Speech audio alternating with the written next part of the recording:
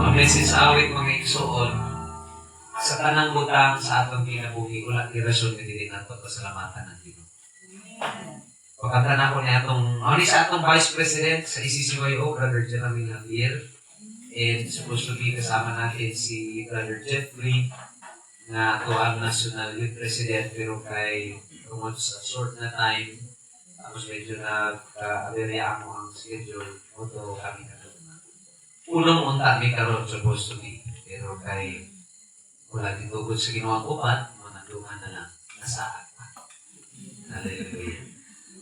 Mga panindog kita, nining oras sa mga igsoon, alang sa pagbasa sa pulong sa atong buhay ng Diyos. Amen. If you have your Bible with me, magbasa na ni kagainan dito sa scripture, but let me read it again. Ingon din ang sambi nga ibahin sa tulo kasulugo. Ang paghari sa Dios sama sa usa ka tawo nga hapit nang moadto sa lain nga dapit.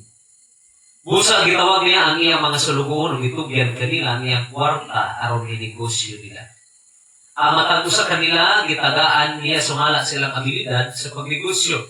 Ang usa gitagan niya og 5 ka puntil nga plata, ang usa 2 ka puntil ug ang usa ka puntil. Unya nila. Ang sulugoon na nakadawat og 5,000, nagnegosyo dayon ug nakaginansya og 5,000. Ingon man sa bang 2,000, nakaginansya og 2,000. Apan na nakadawat og 1,000, milakaw og gilubong niya sa yuta ang kwarta nga gihatag sa iyang kagalon aron unta ni negosyo. Kung sa taas nga panahon, libalik ang ilang kagalon ug gitawag niya ang iyang mga sulugoon aron magsuma sila sa iyang kwarta nga gipanegosyo kanila. Ang sulugoon na nakadawat og 5,000, bidulong ihatag sa iyang agalon sa 5,000. Makapital apin ang 5,000 nga iyang ginansya. 10,000 tanan. Ingon, sir, dili ba kitagan mo man ako 5,000? Aniya, nakaginansya ako og 5,000. O ingon na sa mga agalon, maayo ka nga sulugoon, kasaligan ka, o tumod kay kasaligan ka, maayo magpalambo sa magamay nga kantidad, karon piyalan ko, hanako sa mas dako pagayod nga kantidad. Dari-dari, paglipay uban ka na. Ang sulugoon na nakadawat og 2,000, binulo sa ako, mingon di ba gitagaan ko 2,000, ani ay 2,000, nakaginansya ako.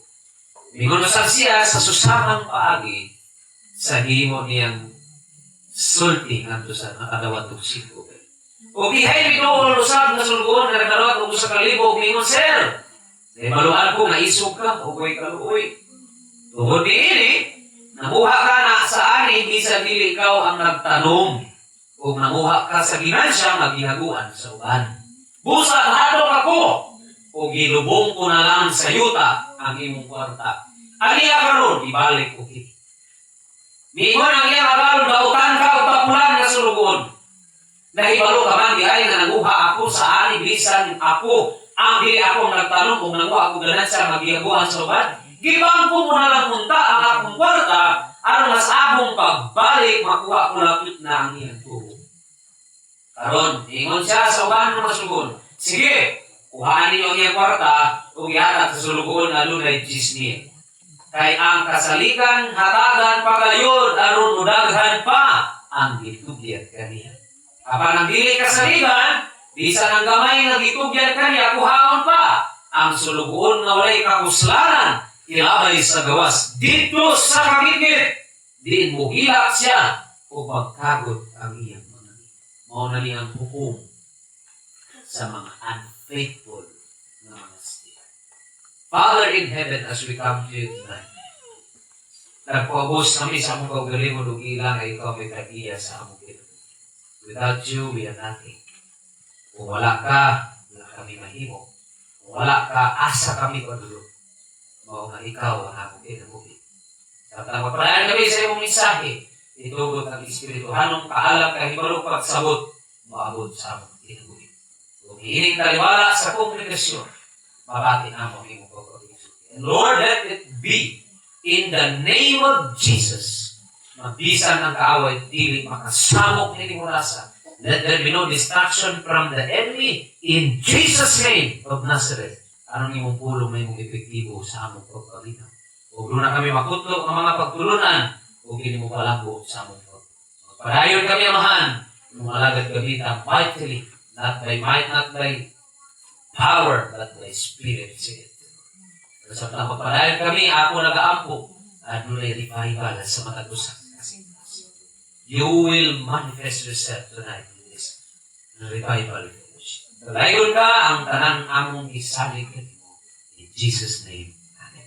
You may be seated. The presence of the Lord. Amen. Hallelujah, God. Praise the Lord. So, karon nga gabi mga igsuon, dili igugay ang ulo ko sa Ginoo. Hinay mong katapat, ayaw ko sige ko kita. Amen. Kaya kung sige kang pamugit, nagpasamot lang, gusto kang chismis.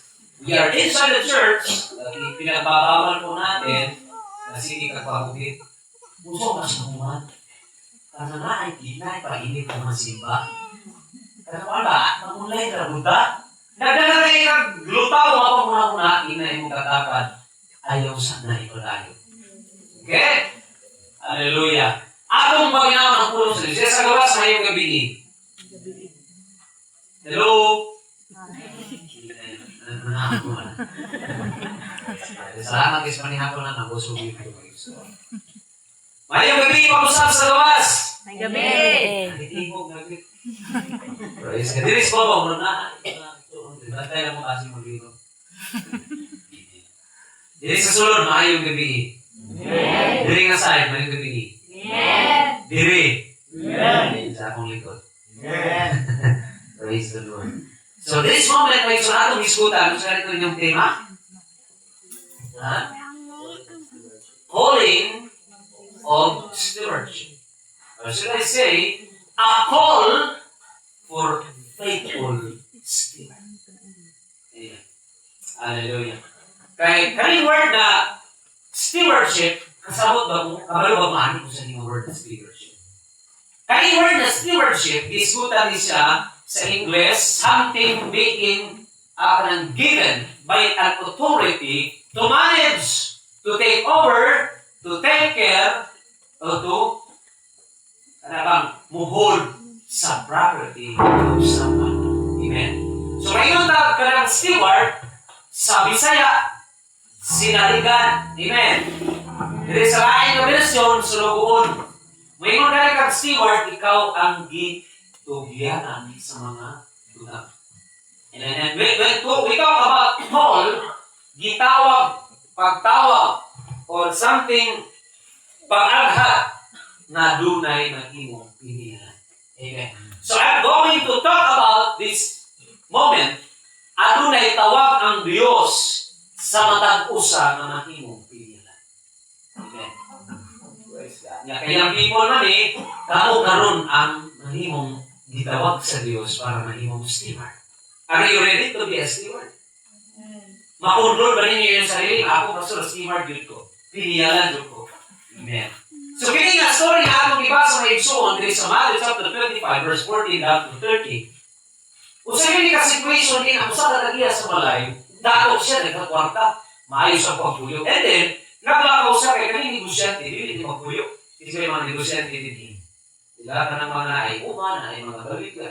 So, ang negosyante, ang iyang batasan, hindi na magpundo. Kay gaimbak, gapundo, gakulikta na siya kwarta. Eh, hindi po hindi sa usa ka negosyante, nga ang iyang una-una, diya ang kubog. Kailangan everyday muliho ang iyang kwarta, muliho ang iyang kapital, everyday dapat na i-finance. Amen. Yung mga nice style sa mga business-minded people. Tanang mga negosyante. Kita mga negosyante, mga kupras. Sige pudo, pag mahal ang kupras, idiritso pagbaligya, pero buo na kakay. Di, simala ka sa termino, paldo. Kaya grabe, kadali ka kwarta. Pero ang mga mindset sa dili, negosyante, kaya hay! Kumakaon tulog, cellphone, dinagprama, kadyo, sismis, magimoto sa sirika. Pero ang negosyante, walang sinasayang na oras. Kasi palaging ang mindset ay nasa kaya. So, ang gihingon niyo sa negosyante, wala ka mo sa lugar, pero balik ko sunod, di ko mag-tugan na siya. Tingin mo, nagaling mong tulog din Tagaan ka mo ang trabaho. Kamong pipili na akong mutialan. Ikaw, tagaan ka kag siko. Kahit siko, may imuhaning ikapital, patubuhanin akong kwarta. Ikaw mo, ay 2,000 mo. Patubuhan ko din 2,000. Dipindi kung saan mo ipagpaginan siya. Ikaw ay bahala. Basta kayo buginan siya. Amen. And yung isa, 1,000. Ikaw ay bahala. Ani kung saan mo buginan. Sabayan is being of God. Buginan ka. Sige, ikaw mo isa, 1,000 mo ha. Ikaw ay bahala. And here comes a time. Look at this, mga kapatid. Sa iyang nagpadayon ang usa ka dako kaayong istorya sa ilang negosyo, nilakaw na ang itong ilang amo. Then, iyahin na sila pang diskarte, iyahin na sila pang mangita pamagi, usahan niya pagpadako ang iyang ang nadawat ng kapitan. And then one day, kining tag-iya nga nag-iyal kanila, kwarta, di balik, murag panahon na sa tikolita. Due date, amen. Na murag pila kayo sa katuig ba? Sila kayo ginansyal sa 5,000 sa isang katuig. Dipindi kung imong ipakulang sa presohan, bawal man mo katubo. Kasi na iba pakulang din presohan kung ilang katubo. Eh, ito rin mahatag ang size. May makupiring 5 pesos. Pero manayaw ka suki ditos. Pero wala na din. Inay mong kauban, wala na din. Amen. Siya, wala na din. Nanay ang mata. Sa kami. Kasi kapahati. Okay. So, naabot ang panahon na ni balik na din ang tag-iya. And you know what happened next? So, oy, dali na mo. Kumusta na niya ako. Ayaw na ako na. Ditubog na bibiro na ako. Kasi ikaw pa naman negosyan. Ikaw pa sure. Kung anay mo ang situation, kapahulang ka. Ang imong mindset, kung pila ka bulan, lagatoy wala imong hilatan, naguna-una ka. Nung po. Diba? Diba, natrabaho sa layo. Ikaw nagpalakaw.